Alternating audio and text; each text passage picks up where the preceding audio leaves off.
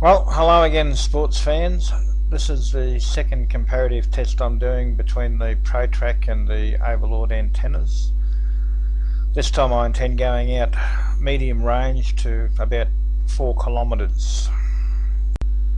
I'm sending both feeds through an Eagle Eyes base station, which is going to allow me to switch fairly easily between one signal and another, and I'm starting off with the Overlord signal. I'll be using my old faithful Texumo for the flight. Unfortunately, it's a bit late in the afternoon and the sun's fairly low in the sky, which is creating some dark shadows on the video, but that's not the only problem I have on this flight. There's a bit of a wind coming from the right. I'll be heading out to the top of Mount Tennant, which is about 3.5 kilometres away and about 800 metres in altitude.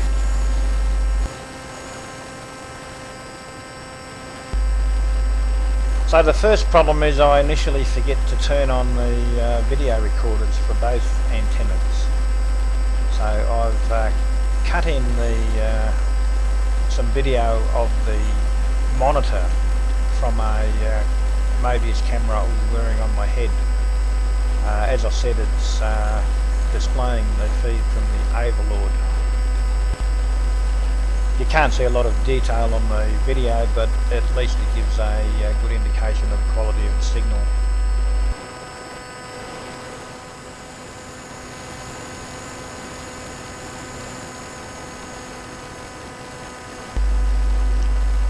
I put the hammer down a bit, and it doesn't take me long to get out to about 3.5 kilometres. And I'm flying a course that traverses across the front of the antennas, and I'm not having any glitches at all from the Overlord. I haven't checked the ProTrack, but the antenna array seems to be following the Texumo without any problem, so I'm pretty certain that the signal's coming in fairly strong.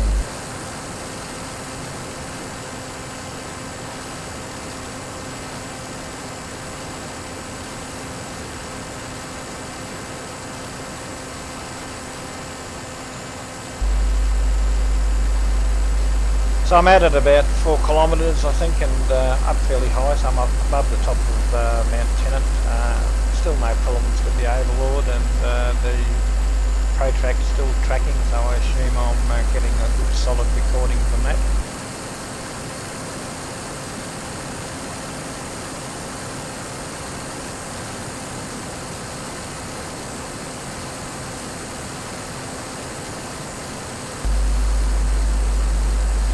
I decide I'll switch the Eagle Eyes feed to the ProTrack signal just to make sure I'm getting it and everything's okay on that. So I'll switch back to the Overlord.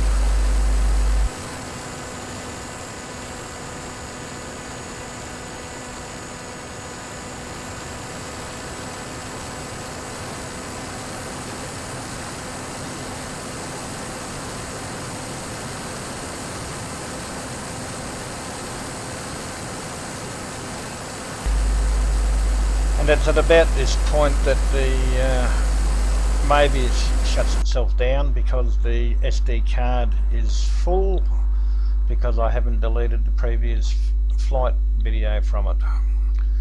So from here on in we have no onboard video and have to make do with the footage from the video on my cap.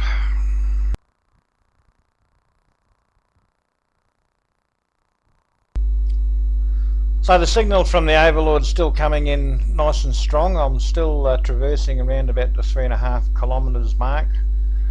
When the ProTrack antenna starts to do a rotation indicating it's lost the signal, it only does the one rotation and then locks onto the signal again, so I don't bother switching the monitor. But one thing I do notice is that I'm not seeing the recording symbol on the monitor, so I realised that I haven't turned on the DVR and set about doing so.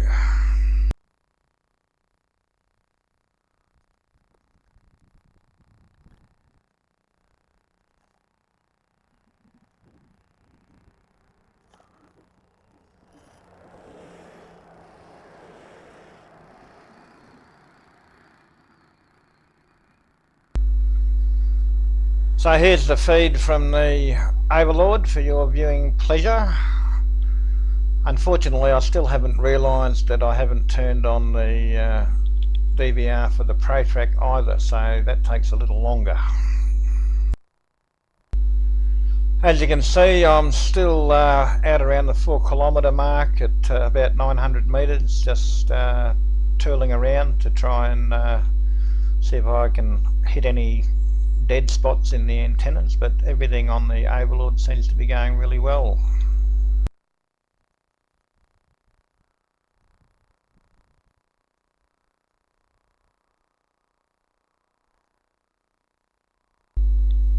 As I mentioned, it's fairly late in the afternoon, and you can see that the low sun isn't doing me any favours with it when it comes to shooting the video. It's pretty dark. It's good enough to fly by, but it doesn't look much chop on the video.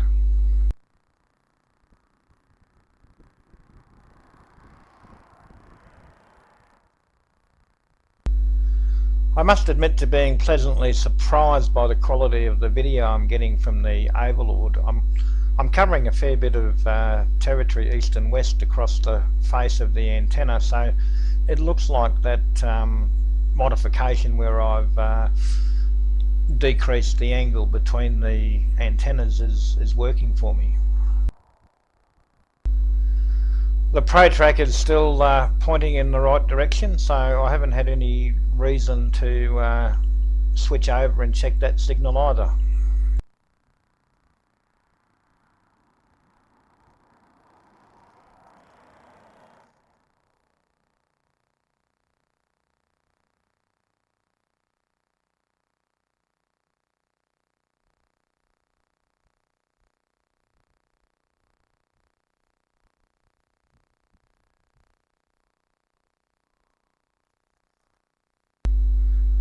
So at this point the ProTrack antenna array does start to do a 360 rotation, so I think I've lost the signal, and I switch over to the video monitor and it has lost the signal, but it gets it back almost straight away, and then it loses it again, and at the same time the Overlord gives a bit of a glitch as well. So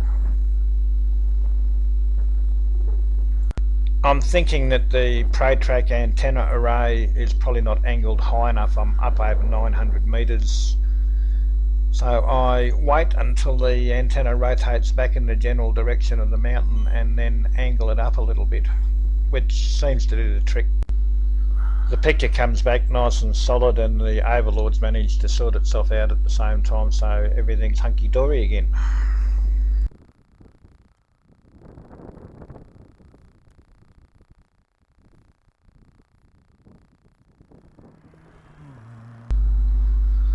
So the battery's starting to get down a bit, and I decide to start heading for home. So I pull back on the throttle and point the nose down and decide to shed a bit of altitude rather than just put it in a return to home. And the signal stays nice and solid.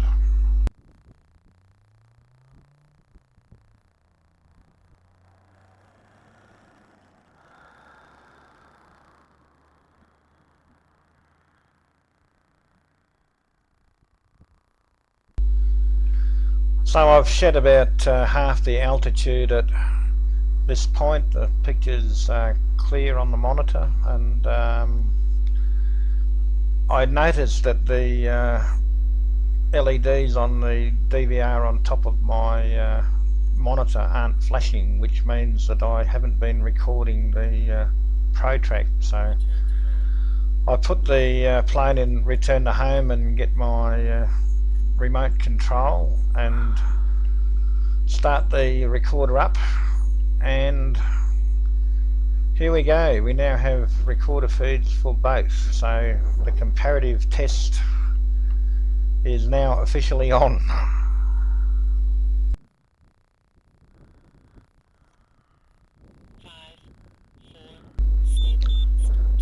So my timer starts beeping, telling me that I should be on the way home, which I am, and I take manual control again and start flying it down the rest of the way to home. What a bummer, I forgot to turn on the bloody ProTrack recorder.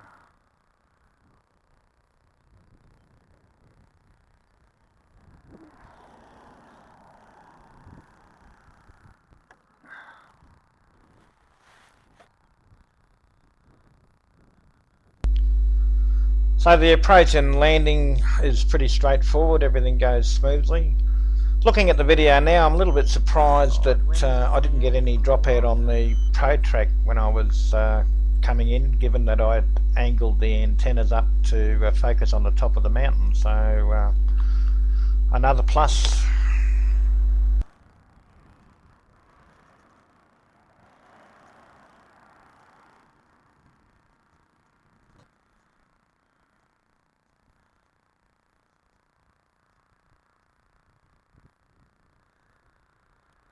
There we are. So once again, I'm finding it hard to split these two antennas on the basis of performance. It's unfortunate that I don't have the full video recordings for the whole flight, but from watching on the monitor there was just no real significant dropouts at all. It was annoying that the ProTrack dropped out near the top of the mountain, but that was really due to the fact that I didn't have it angled up high enough. If I had it angled correctly before I started, I don't think I would have had any dropouts on that either. So I guess I'm just going to have to wait for the decent weather to do the long range test and see what happens there. I may redo this mid-range one and make sure that I've got both video recorders running this time. So watch this space.